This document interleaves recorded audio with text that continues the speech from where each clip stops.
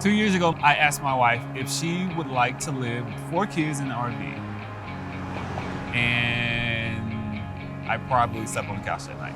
But we are crazy and we are going to live in an RV for at least a year.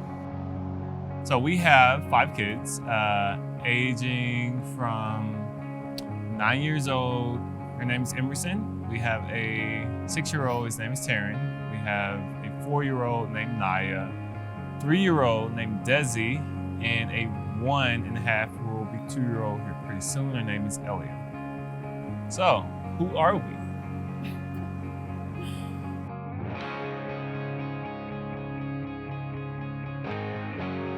Just recently began our crazy journey, just dove off a cliff and started going full-time in an RV. Neither one of us has lived in an RV before. I've never even camped in one before this. We're just living life on the road now.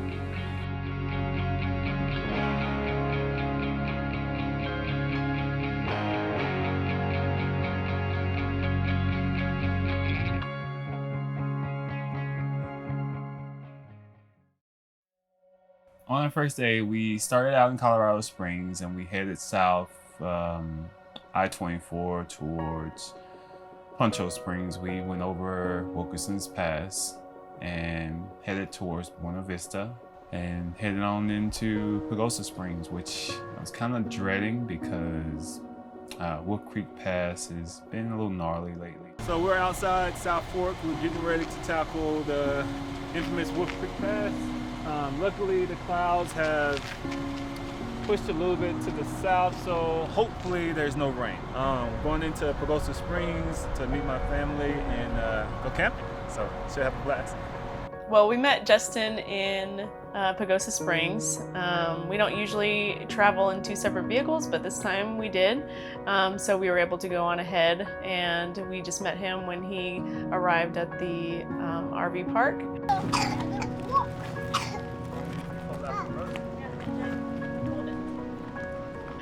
This was our first RV park, so it was a new experience.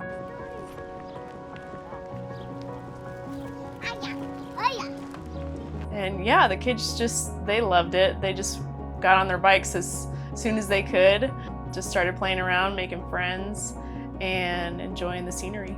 An example of our day-to-day, let's say we were traveling. I typically stay around 250 miles. I think traveling more than that is a little bit rough, especially with 6 people in one vehicle. So we pull up to a campsite, we will get everything set up to camp.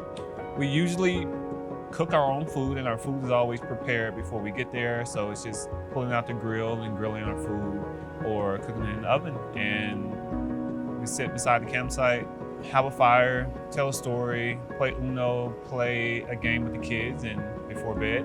And chase the kids into bed and chase them until they fall asleep. So.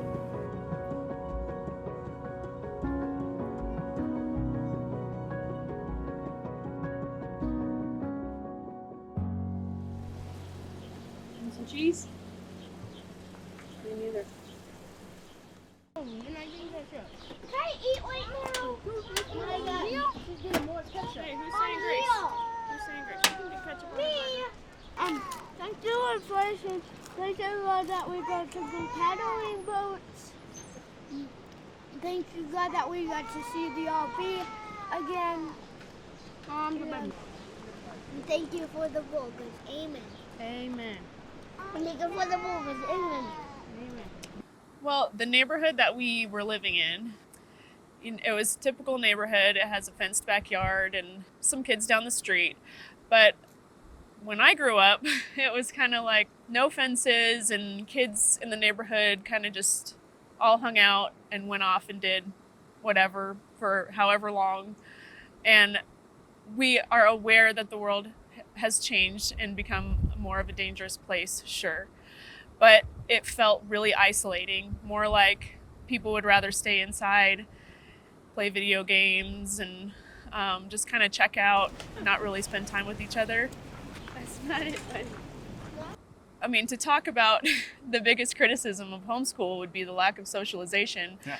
I feel like on the road, our kids have had such a greater opportunity to socialize with a much wider variety of people, you know, from different ethnic backgrounds, different age ranges. I feel like they have so much more contact with human beings than we ever did just in a house in a neighborhood.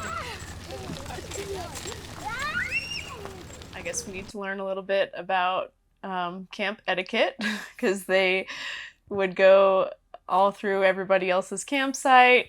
They were outgoing and making friends, but we had to go catch them a few times. I can't run over there. Mommy, you been warm for coming, Drew. Where is he coming, Drew? Sometimes it's a chaotic scene, especially with toddlers and babies running around and crying. Don't put it on your face. Oh man, you gotta go do some crowd. Lemon spruce?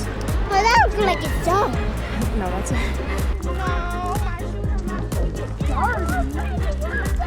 That's the point. Look, that's a deer. Animal bed. What's the deal?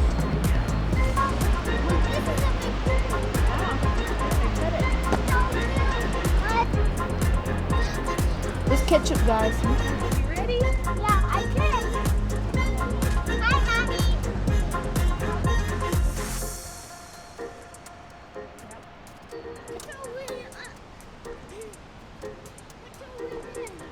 When are we going to get back? When are we going to get back, Susan and Pappy? Well, actually, I think some people might think the opposite. They might think like, "Oh man, you're like living the dream, and it's a constant vacation." And I think the temptation is to think that it's just going into permanent vacation mode, but it's really not. I mean, we still have to do homeschool. We still need to work, still need to make a living and buy groceries and cook and clean. It's just a different lifestyle. Instead of staying in our home, we're taking it with us everywhere. Everything's been completely a hassle. But it's a good hassle because we keep moving forward. For instance, we were eyeing this RV. We've never set eyes on this RV. It's 1,500 miles away. We traveled about 700 miles only to find out that we have a blown caliper, our brakes are shot on the left side of my truck, and we're in the middle of nowhere. Now, on top of that, we called to Security RV, and they told us that the RV was sold. Basically, going from there, we fixed the truck. God placed us in the right place at the right time, and we completely believe it's all by faith. He placed us near a friend who had all the tools we needed. The stores had all the equipment we needed. I was able to fix our truck. So as a kid, my dad was a truck driver, and my dad would potentially leave for work late Sunday evening and return Friday midday. And I would, as a kid, think he was just going down the road a mile or two, and then it just turned into this different type of world. I don't know why, what fantasy I was in, but as a kid, I got to travel a lot as well. And I've always seen the world as something that God made for us.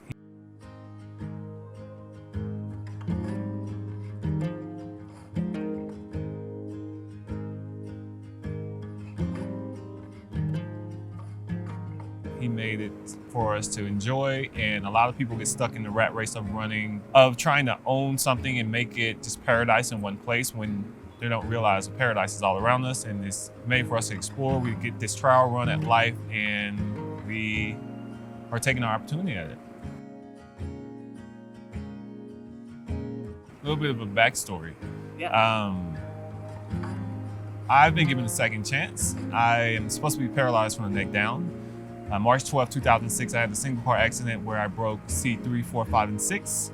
There's a mini scar. It's about right here on my neck that you can barely see. But I have a plate with 3 screws, and I'm not supposed to be walking per se. So if God says move, then I wholeheartedly move. Well, I feel like God is always asking us to do the impossible.